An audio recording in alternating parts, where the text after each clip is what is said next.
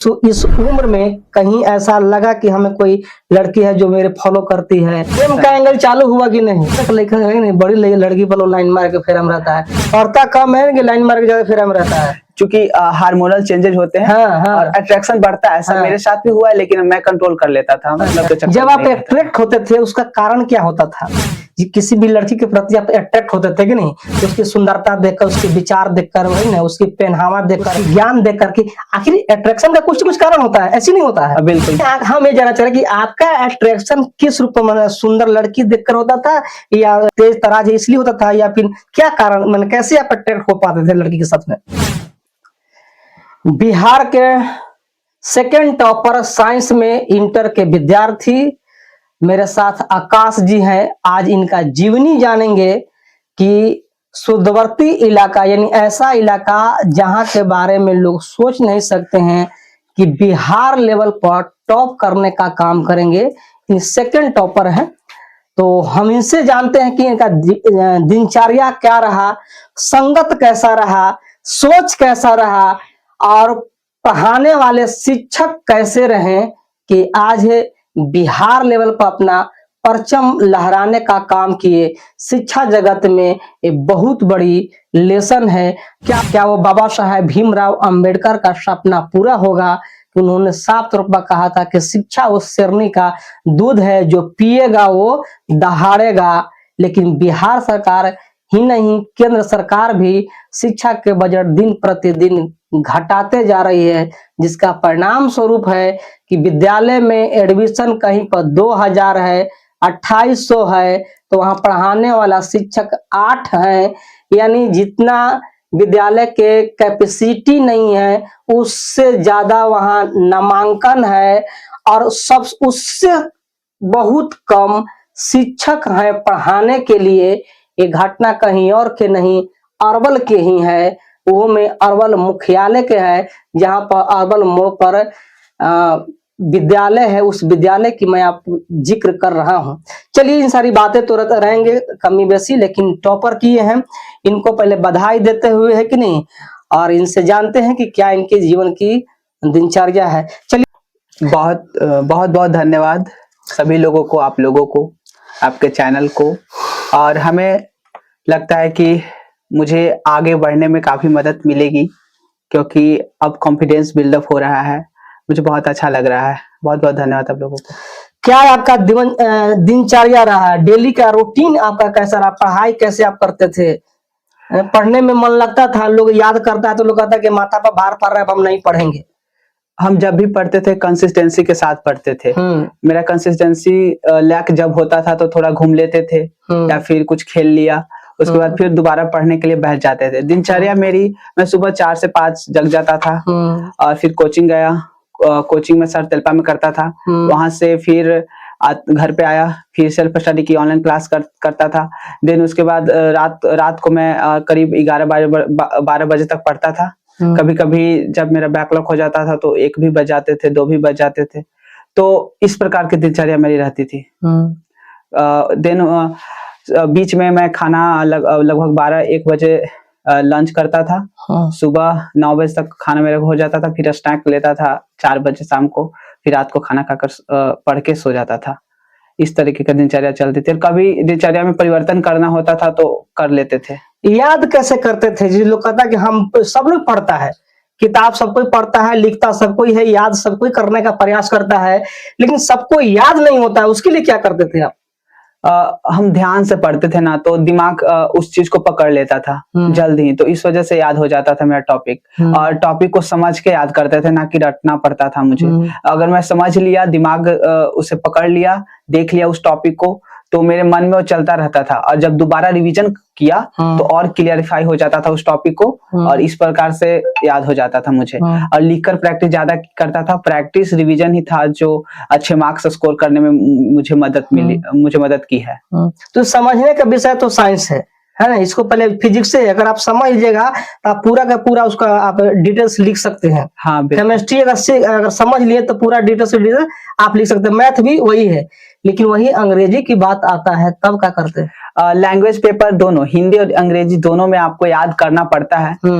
याद करने के क्या फार्मूला है? रट्टा मारना है या लिखना है या फिर क्या करते हैं आप? मैं दोनों करता था, जैसे डेट्स वगैरह हैं लेखक का, राइटर का जो इंट्रोडक्शन है वो सब रट ही जाता था, तो ज्यादा जल्दी से क्वेश्चन हो जाते थे। और बाकी जो क्वेश्चन जो आता था क्वेश्चन आंसर, बुक जब पढ़ते थे ना तो उसको समझते थे और उसी के आधार पे लिखते थे। और जब लिखा करता था तो प्रैक्टिस हो जाती थी और वही क्वेश्चन एग्जाम में आते थे तो बेहतर अंक प्राप्त हो जाता था मुझे। तो जब आप कहानी, स्टोरी, इंग्लिश में स्टोरी पढ़ रहे होते हैं तो आपको समझना होता है, क्योंकि कहानी एक तरह से बीती हुई होती है तो ज्यादा समझ में आती है, और उसकी कहानी का जो क्वेश्चन आंसर होता है वो आप अच्छे से लिख पाते हैं।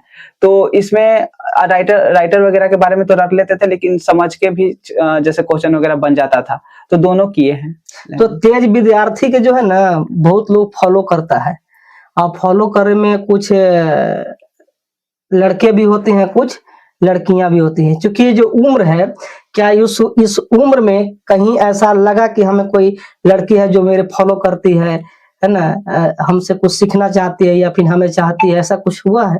फॉलो और सीखने वाले तो बहुत है, लेकिन मैं किसी पर उतना ध्यान नहीं देता था।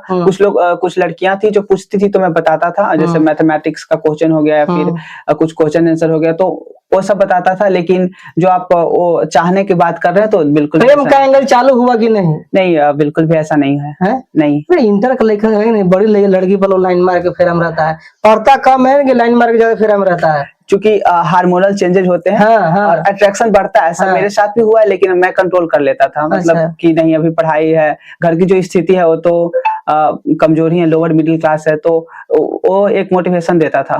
तो इस वजह से मैं उतना मतलब गर्ल्स के चक्कर जब आप अट्रैक्ट होते थे उसका कारण क्या होता था? किसी भी लड़की के प्रति आप अट्रैक्ट होते थे कि नहीं? उसकी सुंदरता देखकर, उसके विचार देखकर, है ना, उसकी पहनावा देखकर, उसकी ज्ञान देखकर, कि आखिर अट्रैक्शन का कुछ न कुछ कारण होता है, ऐसी नहीं होता है? बिल्कुल, क्योंकि जो 10th से होता है, 10th 12th 18 साल के वर्ष तक, तो अट्रैक्शन पावर सबसे हाई लेवल पे होता है। तो हमें लगता है कि कुछ लड़कियां होती है जो चेहरे से अच्छा होती है, कुछ पढ़ने में अच्छा होती है, तो जो अट्रैक्शन होता था मैं उसको मतलब रोक ही लेता था। मैं नहीं, हम ये जानना चाह रहे कि आपका अट्रैक्शन किस रूप में, सुंदर लड़की देखकर होता था या तेज तराज इसलिए होता था, या फिर क्या कारण, मतलब कैसे आप अट्रैक्ट हो पाते थे लड़की के साथ में? अगर सच्चाई बोलूं तो चेहरा तो इम्पोर्टेंट है ही। इम्पोर्टेंट चेहरा है ना, इन खूबसूरत है कि नहीं, तो आप उसे देख करके अट्रैक्ट होते हैं। लेकिन जो तेज विद्यार्थी होते हैं उसका पसंद अलग होता है। अलग ये होता है कि तेज भी हो, सुंदर भी हो, समझे, और अच्छा परिवार से भी बिलोंग करे। तो ऐसा कुछ आपका चॉइस नहीं रहा? नहीं, इस प्रकार का नहीं रहा। नहीं, यानी जो सुंदर था चेहरा से कि नहीं, उसके प्रति आप अट्रैक्ट हुए और फिर क्या सोचकर फिर बैक हो जाते थे? परिस्थिति थी तो आप समझ सकते, अगर बाइद भी आगे बढ़ेंगे तो हम पतन की ओर चल जाएंगे ना, इससे हमको कुछ हासिल होने वाला नहीं है। लेकिन ये उम्मीद जागता कि अगर हम इसको शायद मेरे प्रेम प्रसंग में आ जाती तो हमको आने वाला समय में आर्थिक तौर पर मदद कर पाती, तो वैसे अगर मिलता तो क्या करते आप? मैं ऐसा नहीं सोचता हूँ, क्योंकि मेरे गार्जियन साथ है। देखिए, जो अट्रैक्शन है वो बायोलॉजिकल है, वो सबके साथ होता है। सबके साथ होता है, मेरे साथ भी होता था, तो इसको बताने में मैं शर्म नहीं कर रहा हूँ। लेकिन वहाँ कब लाइफ है, जीवन का है कि नहीं? हाँ बिल्कुल, जिंदगी का एक रंग ही तो है, उसको बताने में क्यों शर्म करूँ। तो हमको लगता था कि मेरे गार्जियन साथ है तो फिर पैसे की दिक्कत नहीं है। मैं ऐसा नहीं करता था। यानी आप लक्ष्य को याद कर करके बैक हो जाते थे, है कि नहीं? हाँ, ये हमारा मंजिल नहीं है, मंजिल हमारा कहीं और है। अगर हम उस मकाम तक पहुंच जाएंगे तो न जाने कितने ऐसे दुकान खड़ा हो जाएंगे। हाँ सर, है ना? Yes sir. लेकिन जो लड़कियां भाव में, अच्छा आप अब पिछले दिन बहुत सारे घटना भी हुआ है, एक मुस्कान वाला घटना हुआ है, कैसे देखते हैं आप? क्योंकि आप इस देश का युवा है और आने वाला जिम्मेवारी आपके कंधों पर है। IAS बन सकते हैं, IPS बन सकते हैं, डॉक्टर बन सकते हैं, साइंटिस्ट बन सकते हैं, कुछ भी आप बन सकते हैं जैसा कि आप पढ़ाई करिएगा। लेकिन समाज के लिए आप कैसे सोचते हैं? समाज को आज के जो समाज है, आज के जो महिलाओं की आजादी मिला शैक्षणिक तौर पर आगे बढ़ने के लिए, समाज की बराबरी भागीदारी के लिए, लेकिन समाज में कुछ ऐसे कदम हो जा रहे हैं कि समाज शर्मिंदा हो जा रहा है। हाँ बिल्कुल, ऐसे तो बहुत सोशल मीडिया से तो भरा पड़ा है और आज भी घटनाएं बहुत आ रही हैं। महिलाओं को आगे करने का जो सबसे बड़ा गवर्नमेंट का इशू था वो था कि महिलाएं पिछड़ी हुई हैं, पुरुष आगे हैं, पुरुष प्रधान देश है, तो महिलाओं को साथ चलाया जाए, क्योंकि समाज की गाड़ियां दोनों से चलती है, महिलाएं पुरुष दोनों से, तो इस वजह से लड़कियां आगे हो रही हैं आज। लेकिन जो गलत फायदा उठा रही है उनके लिए तो समाज पे गलत मैसेज जा ही रहा है कि लड़कियां जो इस तरीके की हरकत कर रही हैं, तो हमें लगता है कि जो देश को सुधार सकते हैं तो वो देश का नागरिक है, उसे अच्छे कर्तव्य में अगर आप ढाल पा रहे हैं, गवर्नमेंट की बात मैं कर रहा हूँ, अगर आप उसको अच्छे कर्तव्य दे पा रहे हैं, अच्छी शिक्षा है, आपने जैसा बोला शिक्षा बजट भी कम हुआ है, तो हमें लगता है कि शिक्षा अच्छे दें, संस्कार अच्छे हैं, तो देश आगे बढ़ेगा।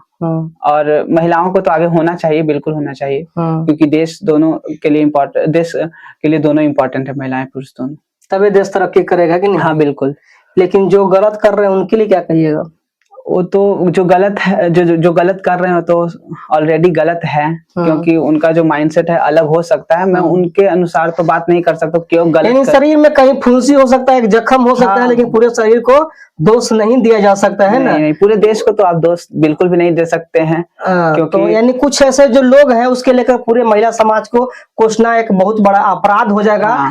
कुछ लोग हैं, कुछ लोग को ही कहिए, यानी अपराधी का नहीं तो कोई जात होता है, नहीं तो कोई लिंग होता है, नहीं तो कोई धर्म होता है, अपराधी एकमात्र अपराधी होता है जिसकी सजा का प्रावधान संवैधानिक व्यवस्था में है और उसे कोर्ट देने का काम करती है। हम लोगों का कर्तव्य नहीं है कि हम उसे सजा देने लगे, मारने लगे, पीटने लगे।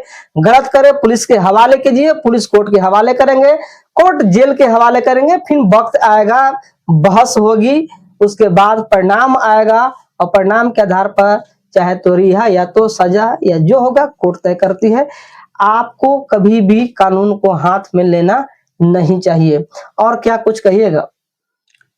कुछ ऐसा बताइए जो आपका जीवन में टर्निंग पॉइंट आया हो, लगा हो कि हमको यहाँ से लौटे हैं। बचपन में लड़कपन सबके साथ होता है, आप गांव से बिलोंग करते हैं ना, तो लड़कपन आम बात हो जाता है। तो कोई ऐसा मोड़ आया जहां से लगा कि नहीं, इन लोग के साथ छोड़ देना ही मेरे लिए अच्छा है, या फिर कोई ऐसी घटना घटा जिससे लगा कि हम इसके साथ रहेंगे तो बर्बाद हो जाएंगे, हम आगे नहीं बढ़ पाएंगे, वैसे दोस्तों को, वैसे संगत को त्यागने का काम किया, ऐसा कुछ है?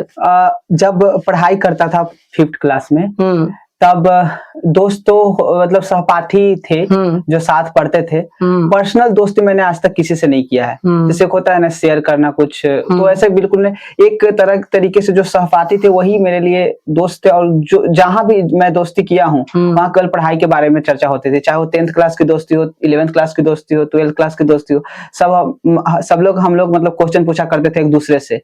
अरे हम लोगों के लिए प्लस पॉइंट भी होता था और दोस्तों के लिए भी प्लस पॉइंट होता था।